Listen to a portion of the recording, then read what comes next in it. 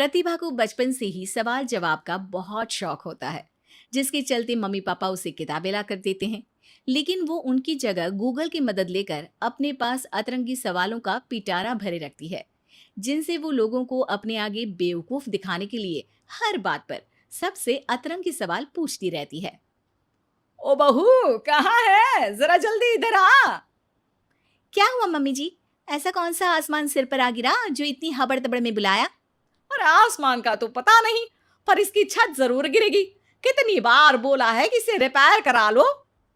Mummy जी, ऐसी क्या चीज है जो आपसे कभी सवाल तो नहीं पूछती, पर फिर भी आपको हमेशा उसका जवाब देना पड़ता है? हे भगवान, यहाँ घर गिरने को आया और इसे केबीसी खेलना है। अरे तू अपने सवालों का टोकरा अपने पास ही रख, मेरा बेटा करा देगा। वो आलसी, उनके भरोसे रही तो छत पक्का गिरेगी। इससे अच्छा है कि जल्द जवाब ही दे दो। प्रतिभा की बात सुन सास असमंजस में वहीं बैठ जाती है, जिसे देख प्रतिभा मुस्कुराते हुए वहां से चली जाती है। और मती मारी गई थी जो इस सवालों की दुकान को घर ले आई। क्या हुआ माँ, इतनी परेशान क्यों बैठी हो? अरे हाँ हाँ, आजा, सब तेरी वजह से तो हुआ है। पूरी दुनिया में तुझे कोई दूसरी लड़की नहीं मिली थी शादी करने के लिए, जो इस सवाल बवाल को मेरे सिर पर ला बिठा दिया। अब क्या सवाल पूछ लिया प्रतिभा ने? इस पर सास अभय को प्रतिभा का सवाल बताती है, जिसे सुनकर अभय जोर जोर से हंसने लगता है।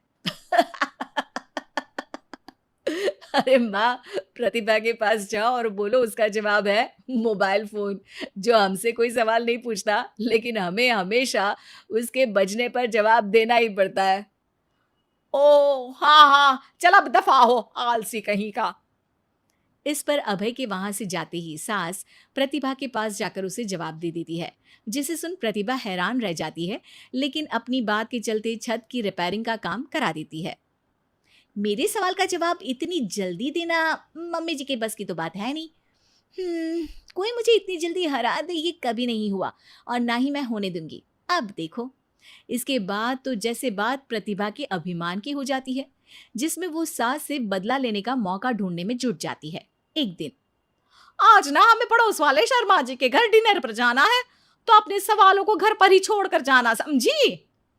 सास की बात का कोई जवाब दिए बिना प्रतिभा वहां से चली जाती है, और रात को शर्मा जी के घर पहुंचते ही उनके बच्चे के साथ खेल खेलने के बहाने अपने सवालों की गाड़ी शुरू कर देती है।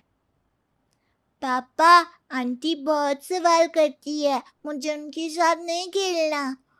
अरे ना ना बच्चा, आंटी आपकी नॉलेज के लिए ही तो पूछ रही होंगी ना। अच्छा तो बताओ, एक लड़की 50 फुट की सीढ़ी से गिरी, फिर भी उसे चोट नहीं लगी, क्यों? बच्चे की बात सुनकर शर्मा जी सिर खुजाते बैठ जाते हैं। अब अरे बच्चा, जाओ खिलौने से खेलो, जाओ जाओ। क्यों शर्मा जी, जवाब नहीं पता तो बच्चे को भेज रहे हैं? अरे आप सब भी क्या सवाल जवाब में लग गए, डिनर करते हैं ना। अब तो जवाब सुनकर ही खाना खाऊंगी। क्योंकि वो लड़की आखिरी सीढ़ी से गिरी थी, इसलिए चोट नहीं लगी। मिल गया जवाब, अब कोई बदतमीजी या सवाल नहीं। अच्छा, तो आज तक मम्मी जी को भी सारे जवाब आप ही बताते थे? क्यों, तुम्हारे अहंकार को ठेस पहुंची कि कोई तुमसे तेज कैसे हो सकता है? ओहो, इतना कॉन्फिडेंस! तो बताओ, एक साल में कितने सेकंड्स होते हैं? 12। 2 जनवरी, 2 फरवरी एंड कंटिन्यूड। ज्यादा तेज हो। अच्छा, ऐसी क्या चीज है जिसे तुम छुए बिना पकड़ सकते हो? बात। 2 माँ और 2 बेटी पिज्जा खाने गई, सबने एक एक स्लाइस खाया, फिर भी सिर्फ 3 स्लाइस ही खा पाए। कैसे? क्योंकि उनमें एक ग्रैंड मदर है, फिर उनकी बेटी यानी कि मदर, और फिर उनकी बेटी। हो गई 2 माँ और 2 बेटी। मिल गया 3 स्लाइड का हिसाब। अरे कभी तो अपनी गूगल की दुनिया से बाहर निकलो। अपने आप को अगर इतना ही तेज समझती हो तो अब तुम मेरे सवालों का जवाब दो। कौन सा फूल सबसे अच्छा है? किसका दूध दुनिया में सबसे ज्यादा अच्छा है? कौन सी मिठास सबसे अच्छी है?